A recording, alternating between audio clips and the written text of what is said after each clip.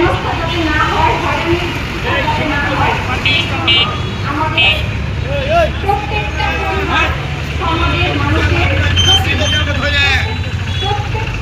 প্রত্যেকের জায়গা থেকে এগিয়ে আসতে হবে। তো জেলা প্রশাসন হোক বা সমাজের প্রতিনিধি হোক বা পরিবারের প্রধান হোক বা সরকার প্রধান হোক বা রাজনীতিবিদ হোক, সাংবাদিক হোক, সবার নিজ জায়গা থেকে আমরা সচেতন হতে হবে। আমরা যদি না সচেতন হই তাহলে কিন্তু আমাদের পরিবারের সদস্যদের আমরা রক্ষা করতে পারবো না। আমরা এই শিশুগুলোকে আমরা রক্ষা করতে পারবো। এই আক্রোশ, মেয়েদের প্রতি, মহিলাদের প্রতি আক্রোশ যেরকম থাকে নারী লোভী পুরুষ সমাজে, সেরকম একটা শিশু, দুধের শিশুর প্রতি কিভাবে থাকে? দুধের শিশুটাকেও কি পর্দার আড়ালে রাখতে হবে?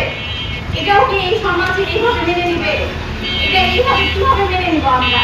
যেটাকে পর্দার ভিতরে রাখতে হবে, তাকে হচ্ছে পর্দার ভিতরে মুড়ে রাখলে সে ধর্ষণের শিকার হবে না, সে হত্যাকাণ্ডের শিকার হবে না।